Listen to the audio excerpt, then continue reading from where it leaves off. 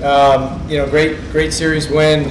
Thought that, it was going to come down to some tough displays today, and that's a very good opponent. You can see why, they found their way to the World Series last year. They can pitch, they defend, they put pressure on you with the bunt, and they just try to find ways to score. So we needed to play well in all phases, and I thought it's exactly what we did. We pitched out of some jams, specifically with Tristan Smith picking up Willie Weiss in a jam where he came into the bases loaded and really minimized, only allowed one run to score that inning. And then obviously Nick Clayton coming in after the first two runners got on of that inning and doing what he did, facing 10 hitters and really minimizing as well. He's been super effective this year.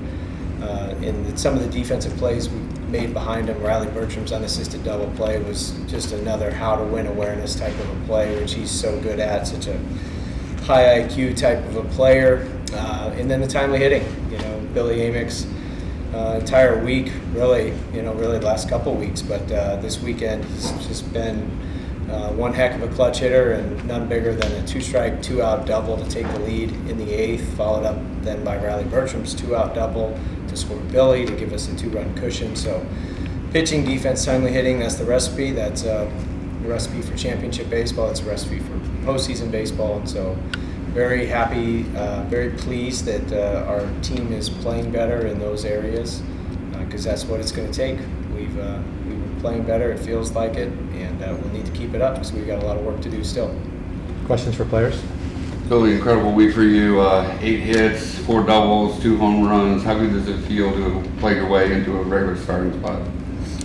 I thought we played really well today, and this weekend we hit the ball when we needed to on Saturday and Sunday. Our approach, I think, has been very good this whole weekend, and just really knowing what we have to do, really trying to get our job done, and just pass the baton on. Can you take us through that last out bat? You're 0-2 and kind of hung on with a foul and were patient enough to get the pitch you wanted for the go-ahead double. Yeah, like I said, we just try to pass the baton along in those situations, try to get it to the next man, see what we can do, and see if we can get started. I guess, Nick, you've had 7 1/3 scoreless innings going back to Florida State. I think 3 wins now. So, why do you think this long relief role has fit you so well? We just really had a good game plan going into games. Honestly, I guess yesterday didn't go exactly like we wanted, but Coach Bellinger and I just got together and made one small adjustment. It's made the world. So, I guess obviously you were a starter before. Now you're coming out of the pen. I mean, is there any difference in the approach or preparation, or is it? A little bit. I would say that coming out of relief is a little bit more pressure, but I mean that's what you come to Clemson for. So, Nick, how good did it feel for you to be a part of history yesterday with Coach Bakich? He's incredible, and he's one of a kind. Never been around somebody with that much energy, so much all the time. Brings it every day. He's just a great guy, great mentor. What did you guys think of his impromptu slide there before you took? Incredible. EB even said he was going to do it, but deep down I didn't really think he'd do it. But Any more questions for players? All right, thank you guys. Thanks, guys. thank you guys. All right, questions for coaches? Coach, you gave Becerra a chance. You only had 1 hit all season, but you decided to give him a chance today. How good was it to see him come through with that 1-out double to tie the game there in the second? It was great. He's an awesome teammate. He's been encouraging everyone else. We've kind of had a revolving door in right field for most of the year anyways, so to see these guys step in and have quality at-bats, Jack Crichton with a couple hard hit balls yesterday, and then Tristan Becerra getting in there today with an RBI double in his first at-bat. We'll continue to platoon guys. Nate Hall's an elite player as well. He's got a bright future. All these guys, we just got to keep getting their, keep giving them experience, keep giving them opportunities. And we just, we may continue to do that. And when Jacob Jarrell catches, Cooper Ingle goes to right. But to see those guys contribute in a positive way is awesome because they're all great teammates, and that's ultimately why they keep getting the chances out there. I guess as you reflect on the season thus far, how important has Nick Clayton transitioning into this relief role and how he's pitched? How important has he been? It's a critical transition, and I think what gets lost in here is, a lot of times seniors they are sort of, they're set. They are who they are. It's their fourth or fifth year, and sometimes there can be a little rigidity and reluctancy to make adjustments. And he made a wholesale change. It's not like he made a minor adjustment to drop down to a low 3/4 sinker baller. He completely changed his delivery and his arm slot just because he didn't have much success last year as a starter. He wasn't having success in the fall and the preseason, and so this was something that he was willing to do with Coach Bellinger to just find a way to contribute. We didn't know that it was going to turn into what it's turned into, but what it's turned into is an elite reliever with outlier numbers and metrics on the movement of his pitch. I mean, it's a turbo sinker and a ridiculous amount of arm side run, paired with a slider that goes in the other direction. And there's a reason why he has so many uncomfortable at bats for the opposition, coupled with a very good mindset and a great competitor and a great teammate. It's easy to see why that he's having success, but to get to the success, he had to make a big time adjustment, and not many guys at his age would be willing to do that, but it's paid huge dividends for him and for us. I guess, how do you even get to the idea of a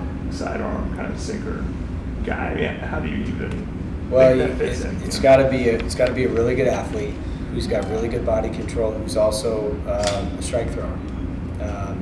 It's just one thing to say, hey, throwing over the top's not working, let's just drop down, but it's another thing when you have the body control and body awareness to be able to do that and throw strikes with it. So we were just trying to give the opposition just a different look, just more of a challenging angle from here. We didn't realize at the time that it would produce the movement that it's produced. So I'm really happy for Nick. He's got a bright future as a pitcher. I mean, those types of numbers are really, really good. And I'm talking about the movement on his ball. Really good. Sorry. Coach, you won 5 out of your last 6 now, back-to-back ACC series. Did you feel like this team kind of turned a bit of a corner down in Tallahassee when you won that series? Yeah, I think we played well against Coastal Carolina before that. And I know we lost 3 games to Wake, but we didn't necessarily play bad. They were just better than us. But we played well.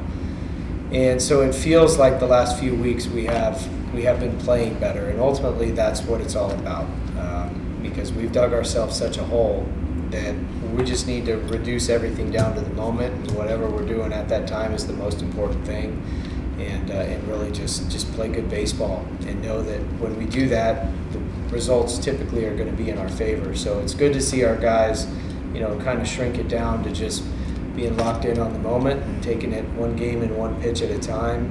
But we still have a lot of work to do. We're halfway through ACC play, and it feels good, though, to know that we're getting more confident.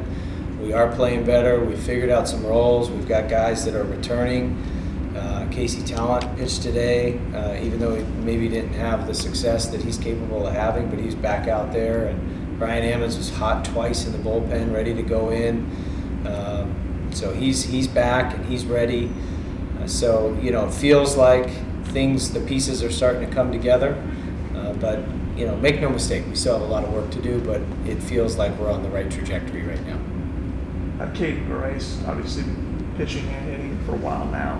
I think his batting average went up like 100 points while he was pitching. So, I mean, why do you think he's been able to handle both of those roles so well? And today, obviously, 4 1/3, but a ton of pitches to get even into the 5th.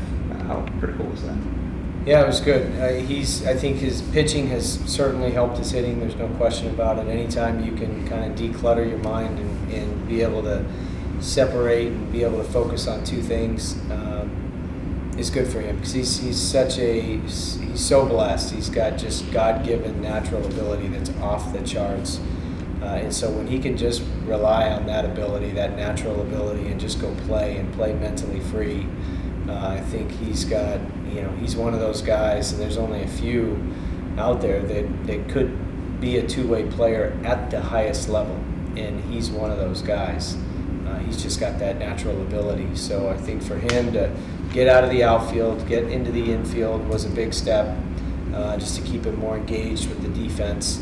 But then getting back to the mound and having a whole nother area to focus on has really just unlocked his offense as well, because he's not overthinking it. He's just going out there and playing, trusting his ability, and we see the success he's having. It's great to see him have an awesome bounce back year, and we're going to continue to count on him because he's one of the best players not only on our team but in the country. Really well executed hit and run there. I think it was in the first with Engel leading the tying run. How good was it to see them execute that? It was just a straight steal. Was so it? Okay. yeah. I wish I could tell you it was some brilliant play call, but it was just a steal, and thought we had a good time to the plate that Cam could steal the base, and Cooper did a good job of getting a pitch he could handle, and so anytime we can go first to third like that, that's big time. But I like your idea. It was a great hit and run. So, we practiced it all week and pulled it off perfectly. It's kind of out of left field, but I don't mean to ask you. Major League outlawed the shift. You like to go to it from time to time. What do you think about that? Would you like to see the college move away from the shift or keep it? I haven't really thought about it much. I like being aggressive with the shift just to try to position our defense where we think the ball's going to go, and we've been the benefactors of utilizing the shift to our advantage. So I guess we'll find out of what are the restrictions within the shift, how far can you go over, and how but I didn't know that. I don't watch much TV, but I'll have to check that out, because usually the whatever happens at the major league level trickles down to college, so I'm sure that's going to be outlawed at the college level at some point in the next year or two. I guess with Brian coming back,